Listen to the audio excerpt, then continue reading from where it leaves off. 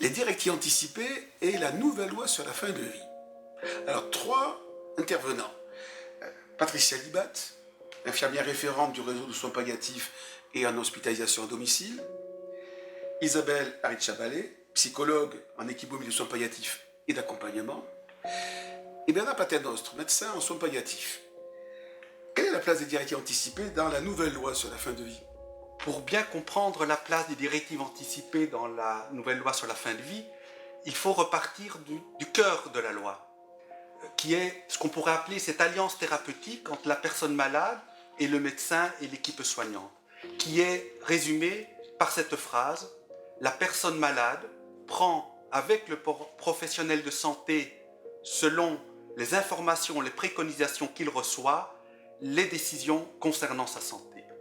Et c'est vraiment cette alliance qui est le fil rouge de toute la loi et qui va permettre de comprendre la place des directives anticipées. Et que prévoit précisément la loi? Justement, quand la personne malade ne peut plus s'exprimer et que les médecins et les équipes soignantes veulent limiter et arrêter certains traitements, la loi propose un certain nombre de repères, parmi lesquels la procédure collégiale, la prise en compte des directives anticipées, la consultation de la personne de confiance ou à défaut de la famille ou des proches, et quatrièmement, la traçabilité écrite. Ce sont des repères qui permettent d'être attentifs aux souhaits de la personne en fin de vie. Oui, cette loi, depuis de nombreuses années, peine vraiment à se mettre en place et il reste toujours difficile à ce que le patient reste vraiment au centre et soit même au centre du débat et de ce qu'il a à vivre. Et c'est vrai qu'il y aurait souvent tendance à ce que cet outil de loi pour le droit du malade soit uniquement un guide de devoir pour les professionnels. Les directives anticipées semblent être actuellement le parent pauvre dans la mise en œuvre de cette loi. Donc, pour en faire la promotion, je dirais qu'il faut absolument qu'en tant que soignants, nous soyons très bien informés et que nous réfléchissions aussi à notre capacité, à nos possibilités à aborder les directives anticipées avec les patients. Avec pour corollaire d'être aussi très au clair avec le rôle de la personne de confiance. Alors Bernard, sur quoi portent précisément les directives anticipées? Les directives anticipées permettent à la personne malade d'exprimer ses souhaits concernant les conditions de sa fin de vie, notamment au sujet de l'arrêt, de la limitation ou du refus des traitements et des actes d'investigation, ou également depuis la nouvelle loi de 2016 concernant la poursuite de ces traitements et de ces actes de soins. Donc, au niveau de la loi, les directives anticipées ne concernent que les traitements et les actes médicaux. Néanmoins, l'usager peut préciser un certain nombre d'informations, émettre des souhaits dans différents domaines, comme par exemple son lieu de fin de vie ou d'autres problématiques. Alors, cela n'est pas considéré comme une directive aux yeux de la loi, mais par contre, ce sont des éléments qui peuvent nous être très précieux pour nous aider à prendre des décisions, à l'accompagner, donc accompagner le patient, mais aussi accompagner ses proches dans son projet de fin de vie. La directive anticipée doit être considérée avant tout comme un outil, un moyen de réfléchir, de créer un dialogue entre les usagers, leur entourage, professionnel ou non. Alors le texte de la loi est un peu surprenant. Les directives anticipées s'imposent aux médecins, sauf. Effectivement, jusque-là, les directives anticipées étaient consultables. Maintenant, elles s'imposent aux médecins, sauf en cas d'urgence vitale, le temps nécessaire de s'assurer qu'on est bien dans la situation prévue par les directives anticipées, et au cas où les directives anticipées sont manifestement inappropriées par rapport à la situation médicale. Pour illustrer cela, on pourrait prendre l'exemple d'une tentative de suicide, où la personne aurait écrit des directives anticipées pour ne pas être réanimée. Le médecin a le devoir de réanimer cette personne. Un autre exemple serait une personne atteinte d'un cancer du poumon qui était opérée d'un poumon, il n'y en reste plus qu'un, et il écrit dans ses directives anticipées que le jour où le cancer atteindra l'autre poumon, il ne souhaitera pas faire l'objet de manœuvres ou de séjours en réanimation. si entre-temps cette personne souffre d'une infection grave au poumon, qu'il séjourne en réanimation, il ne pourra pas opposer ces directives anticipées au médecin qui l'a réanimé, puisqu'il ne s'agit pas de la maladie cancéreuse grave et évolutive. Avec la nouvelle loi, il est important de rappeler que les directives anticipées ne sont plus valables 3 ans, mais elles sont maintenant valables sans limite de temps. Par ailleurs, elles sont révisables et révocables à tout moment par la personne qui les a écrites. Et ça, c'est particulièrement important. C'est la dernière version qui va primer, bien sûr.